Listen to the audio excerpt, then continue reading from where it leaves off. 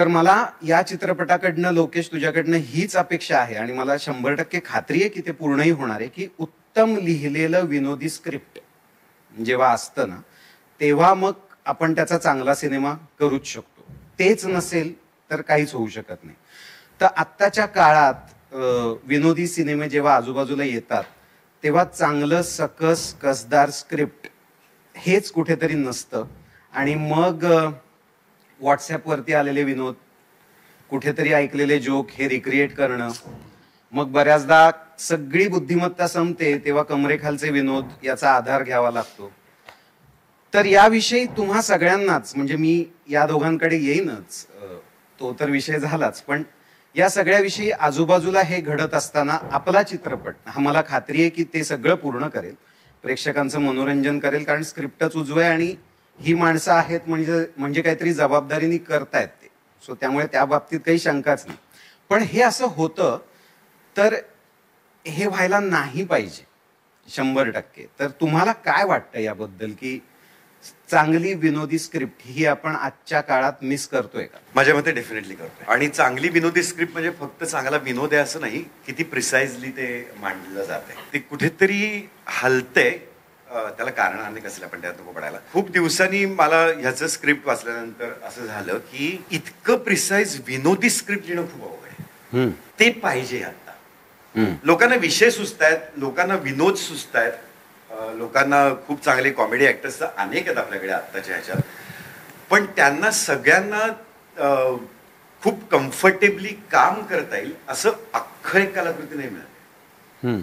सगळ्याचं एक कॉम्बिनेशन आहे. काय विनोद सुचल्यानंतर स्क्रिप्ट लिहिणं हे होत नाही कधी. तुम्ही स्क्रिप्ट सुचल्यानंतर त्यावर विनोद सुचला पाहिजे, हा फरक आहे त्याच्यातला.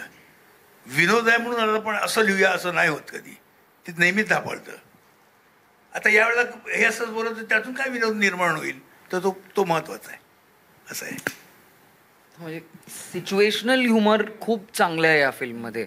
जोक म्हणून नाहीये ते, सिच्युएशनच लिहिलं असं आहे की ते इन इट सेल्फ फनी आहे. आता सर मग त्यात येऊन आणखी लाईन म्हणतात that's a complimentary, that is added, but in itself ते ऑलरेडी फनी आहे. दॅट इज आय फील की तो जोक नाही वाटत. मग देन इट्स त्या सिच्युएशन मध्ये खूप ऑनेस्टली आलेलं ते वाक्य आहे, which is then funnier. Pushkar, गोष्ट आधी याची म्हणजे गोष्ट सांगता येते या चित्रपटाची, ही सगळ्यात महत्वाची गोष्ट. कारण मी आधी एक आहे गोष्ट आहे म्हणून ती सांगता येते असं आहे. कारण अदरवाईज मी आत्ताच्या मी एक नरेशन ऐकलं होतं एक, आणि आता दुसऱ्या एका मित्राला ते गोष्ट सांगत होतो गाडी चालवताना, आणि मला लक्षात आलं की मला सांगताच येत नाही. कारण ह्याच्यानंतर हे विनोद घडतात, मग हे असं एक घडतं स्किट आहे टाईप, मग इथे असं काहीतरी घडतं, मग मला काय करायचं की ओके कॉमेडी करायची अशा पद्धतीची, आणि मग तू करशील ना कॉमेडी वगैरे असं अशी अपेक्षा आहे. तर त्यामुळे याच सगळ्यात ॲडव्हान्टेज गोष्ट, त्याच्यानंतर त्याच्यातल्या सिच्युएशन्स अशा क्रिएट केल्या ज्याच्यामध्ये सिच्युएशनल कॉमेडी क्रिएट होते. त्याच्यानंतर एक पायरी की त्याला माहिती की हे दोघं असणार आहेत, तर मग ते काय करू शकतात, काय करू शकतात ह्याचा एकदम कमाल.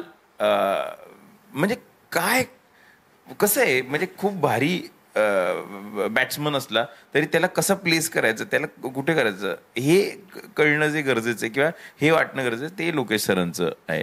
इट इज म्हणजे हे दोघांना कोणी काहीही करायला दिलं तरी ते भारीच करणार आहेत.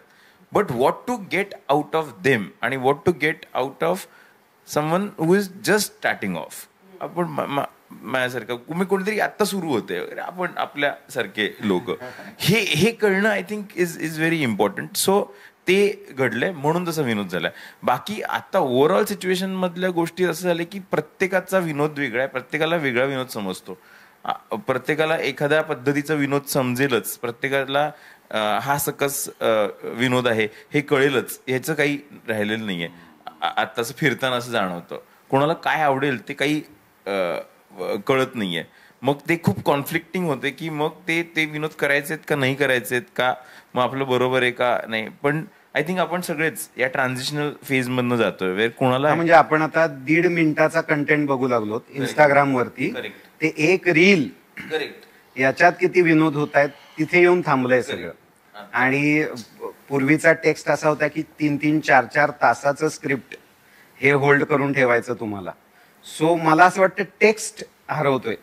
टेक्स्ट ठरवतं. वंदना मावशी, तू आता खूप कमी त्या काळातल्या अभिनेत्री असतील ज्यांनी विनोदाची बाजू एवढ्या समर्थपणे पेलली आणि एवढा सकस विनोद आम्हाला रंगभूमीवरती पाहायला मिळाला. अर्थात आम्ही खूप लहान होतो, पण आम्ही ती सगळी नाटकं पाहिली आहेत. सो तुला काय वाटतं, म्हणजे चांगल्या स्क्रिप्ट आणि हे खूप मिस करतोय का आपण? नाही, एक तर मी कायमच जे उत्तम आहे, चांगलं आहे ते म्हणजे काय संविता वळा, तीच मी ऍक्सेप्ट करत आले. कारण माझं असं होतं की एक जरी व्यावसायिक अभिनेत्री असली तरी हाऊस, कारण तिच्या व्यवसायातनं मिळणारा काय थोडेफार पैसे असतील ते काय घरासाठी वापरत नव्हते. अशा वेळी माझी जबाबदारी अशी होती की मुलांना सांभाळायचं, कुटुंबाचाही संसार आहे आणि नाट्य संसारही आहे. आणि म्हणून मी जे घेते ते चांगलं जर नसेल तर कशाला तू काय करते असं नको व्हायला. त्यामुळे मी इतकी अलर्ट होते प्रत्येक गोष्ट स्वीकारताना, प्रत्येक नाटक, प्रत्येक स्क्रिप्ट, प्रत्येक सिनेमा, प्रत्येक सिरियल. त्यामुळे आता मी सिरियलच्या वाट्यालाच जात नाही, पण मी उत्तम सिनेमा मिळाला करते, उत्तम स्क्रिप्ट आहे करते. सो माझ्यासाठी चांगलंच घेत आले, मी निवडत आले. त्यामुळे एक वेगळा फायदा मला त्याचा झाला आहे. आणि एक आहे त्याच्यापेक्षा वेगळं, आत्तापर्यंत काय केलं त्याच्यापेक्षा वेगळं, भांडून काहीतरी घेतलं की जे मी आत्तापर्यंत केलं नाही पण तुम्ही दुसऱ्याला देता नाही, माझं बघा घेऊ ऑडिशन देणं हे मी त्यावेळी बरंच केलं आणि मागून घेतले असे. आणि मग ऑडिशनमध्ये पास झाले. आता मला ऑडिशन द्यायलाच आवडत नाही, कारण का की आता सगळं करून झालंय, मग आता मला वेगळं काय मिळेल ते मीच ठरवते ना. मग मी कशा जाऊ ऑडिशनला.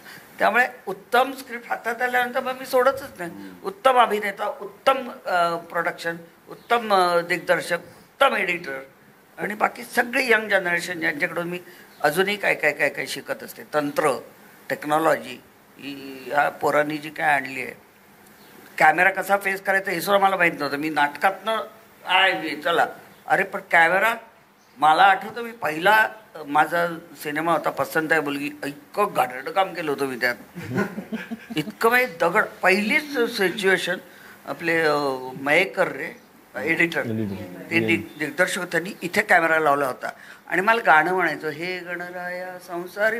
आता मी तोंड एवढं उघडू का एवढं उघडू, मला इतकं टेन्शन आलं. इथे कॅमेरा आयुष्यात कधी नव्हता, माझ्या समोर 1000 प्रेक्षक बसले पण इथे नाही.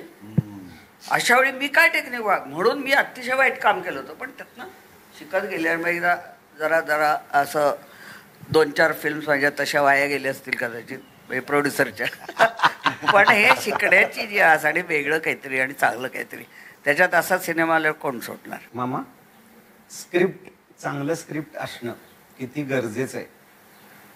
गरजेचंच आहे मुळात. कारण काय शेवटी आपल्याला शेवटी तुम्ही सादर करता तुम्ही एवढी लक्षात राहते आर्टिस्ट नंतर करतो. मुळात जर स्क्रिप्ट असेल तरच तुम्ही काहीतरी करू शकता ना. कोणी जन्मजात कॉमेडियन कधीच नसतो. आणि मुळात लॉजिक पाहिजे रे कॉमेडीला सुद्धा. लॉजिक नसेल तर सगळं फुसफुशीत आहे. मी तुला खरंच डोम्या यांचं दोघांचं तोंडावर कौतुक करायचं म्हणून नाही सांगत आहे, पण आता हे फिल्म करताना हे रोज जितके दिवस शूटिंग केलं रोज मी बघत होतो. हे काय वंदना काय कोळून पेले तर ते खरं तर म्हणजे त्यांना प्रत्येक लाईनला काहीतरी सुचू शकतं. हा विनोद करूया, हा इथे हे करूया, हे करूया. ते नेव्हर डिड दिस. इतकं काम केल्यानंतर प्रत्येक शॉटला ते त्याला विचारत होते, बाबा मला हे सुचतंय, हे करायचे नाही करायचे, घ्यायचे, हे जास्त चांगलं वाटेल. त्याचा शब्द फायनल होता. खरं तर हे या पोझिशनला ती 1 मिनिट लोकेश आम्ही म्हणतो तसं सीन कर आणि हा चांगला वाजणार आहे, मला माहिती आहे, खात्री, मी इतके वर्ष काम केलं, असं कोणी म्हणू शकतं त्यांच्याकडे. Which was a great thing की तू म्हणतोयस ना ठीक आहे. बरं तो त्यालाही तो अधिकार दिलेला होता की तो त्यांना सांगायचं की नाही मामा मला एवढंच हवंय, हे आपण असंच करूया, आणि ते ऐकायचे. विच इज व्हेरी गुड यार. म्हणजे ह्या इतक्या मोठ्या पोझिशनला इतकं सरेंडर होणं हे खूप अवघड असतं. आणि ते खूप अभ्यास करून तो पट बघितलाय डोळ्यासमोर, आम्हाला फक्त बसायचं, तो पट सोडून आपले टाके उचलून दुसरं